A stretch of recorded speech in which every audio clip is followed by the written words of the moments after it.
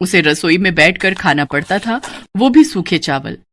खाना खाते हुए आरती हर रोज रोते हुए अपनी माँ को याद करती थी। माँ, आप मुझे अपने साथ लेकर क्यों नहीं गई? माँ, मैं आपके पास आना चाहती हूँ। भगवान मुझे ऊपर बुला लीजिए, मुझे अपनी माँ के पास जाना है।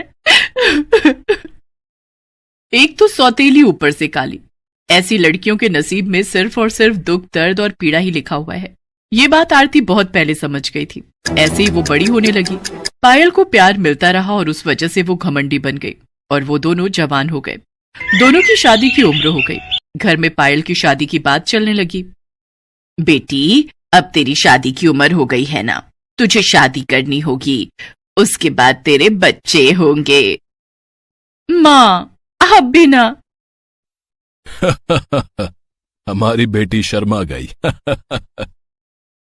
वहां आरती आई और बोली, हाँ बहन, तू बहुत खूबसूरत लगेगी। आरती को देखकर पायल गुस्सा हो गई। आ गई तू? हमारी एक पल की खुशी तुझसे देखी नहीं जाती है क्या? अपनी गंदी शक्ल लेकर चली आई यहां। लेकिन बहन, मैंने ऐसा क्या बोल दिया?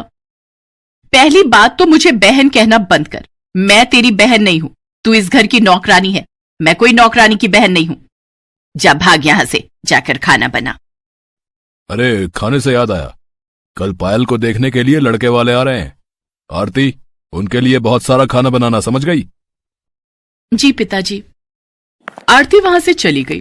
अगले दिन पायल को देखने के लिए लड़के वाले आए। लड़के का नाम आलोक था। आलोक अपनी माँ के साथ आया था। साथ में उनका नौकर रघु भी आया था। आते ही आलोक की माँ जानकी ने हंसते हुए कहा, हरिहर जी, हम एक नौकर को लाए हैं हमारे साथ। आपको कोई तकलीफ तो नहीं है? वो बात ऐसी है कि हम उसके बिना कहीं जा नहीं सकते। नहीं नहीं, कोई बात नहीं जी। आइए आइए, अंदर आइए। रघु के साथ जानकी और आलोक अंदर आए। रघु भी बचपन से उन लोगों के साथ ही है। जानकी और आलोक सोफे पर बैठ गए और रत्ना पायल को लेकर हाजिर हो गई। वाह, पायल तो दिखने में बहुत अच्छी है। अरे वाह बेटा, एक नजर में पसंद भी कर लिया। वो लोग बैठकर गप्पे शप्पे लड़ाने लगे और तभी आरती खाना लेकर आ गई। ये लीजिए, आप लोगों के लिए खाना लाई हूं, खा लीजिए, नहीं तो ठंडा हो जाएगा। हरिहर जी, ये कौन है? ये हमारे घर की नौकरानी है। अच्छा, पायल बेटी, तुम्हें खाना बनाना आता है ना? पायल को खाना बनाना नहीं आता था, इसीलिए वो चुप रही। जानकी और आलोक ने आरती का बनाया हुआ खाना खाया और उन लोगों को बहुत अच्छा लगा। वाह वाह, खाना तो बड़ा स्वादिष्ट है। लेकिन हरिहर जी, ये तो आपकी नौकरानी ने बनाया है, लेकिन मुझे आपकी बेटी के हाथ का कुछ खाना है। वो असल में मेरी बेटी को खाना बनाना नहीं आता है। तो फिर ये शादी नहीं हो सकती। शादी के बाद हम खाएंगे क्या? तभी हरिहर के दिमाग में एक आइडिया आया। क्यों ना रघु के साथ आरती की शादी कर दी जाए। आरती भी आपके ही घर में चली जाएगी और हर रोज खाना बनाकर खिलाएगी। सभी शादी के लिए मान गए। आरती और रघु से किसी ने एक बार भी नहीं पूछा। हरिहर ने एक तीर से दो निशाने मार दिए। दहेज के बिना आरती की शादी नहीं होने वाली थी, लेकिन अब आरती को विदा करने के लिए हरिहर को एक्स्ट्रा पैसे खर्च करने की जरूरत नहीं पड़ेगी। शादी का दिन नजदीक आने लगा और पायल ने 1 लाख का लहंगा खरीद लिया। आरती ने कहा, पिताजी, मेरे लिए लहंगा नहीं खरीदा आप लोगों ने? तू लहंगा पहनकर क्या करेगी? नौकरानी को लहंगा पहनना है, हाँ?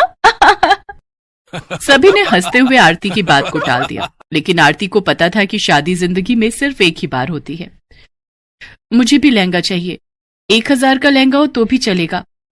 तेरे लिए 1 रुपया भी खर्च नहीं करूंगा मैं। पता नहीं कहां से आ गई तू। तुझे तो अफ्रीका के जंगलों में होना चाहिए था। और ऐसे ही शादी का दिन आ गया। पायल लहंगा पहनकर तैयार होने लगी, लेकिन आरती के पास पहनने के लिए कुछ भी नहीं था। वो अपनी माँ की फोटो के सामने खड़ी होकर रोने लगी। माँ, क्या ऐसे शादी होगी मेरी? न लहंगा न अच्छे कपड़े, यहाँ क्यों रख के गई मुझे? माँ, उत्तर दो, माँ उत्तर दो। तभी अचानक से आरती को उसकी माँ की आवाज सुनाई दी, जैसे कि आकाशवाणी हो रही हो। बेटी, मैं तेरी माँ हूं। तेरे बारे में तो मुझे सोचना ही पड़ेगा। बिस्तर के नीचे एक ट्रंक है, उसके अंदर मेरी शादी का लहंगा है, उसे निकाल कर पहन ले। माँ, माँ कहाँ हो आप? तेरे दिल में हूं बेटी, अब जल्दी से लहंगा पहन ले।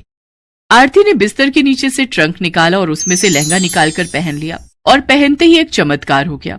आरती काली से गोरी हो गई। वो इतनी सुंदर हो गई कि खुद को आईने में देखकर उसके खुद के होश उड़ गए। क्या मैं इतनी सुंदर हूं? लेकिन कैसे? ये माँ का प्यार है बेटी।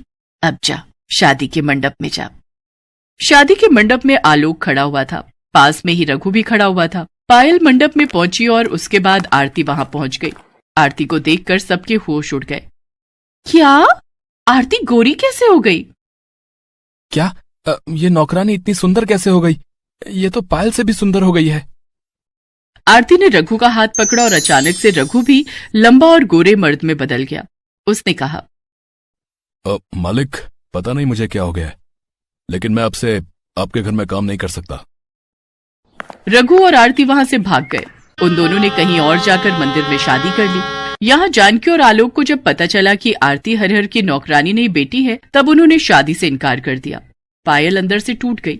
अपनी माँ के आशीर्वाद से आरती ने रघु के साथ बहुत दूर जाकर घर बसाया और वो दोनों लहंगा बनाकर बेचने लगे। इस तरह वो दोनों एक खुशहाल जिंदगी बिताने लगे और यहाँ पायल से किसी ने शादी नहीं की। वो 1 लाख का लहंगा लेकर पूरा जीवन कुंवारी ही रह गई।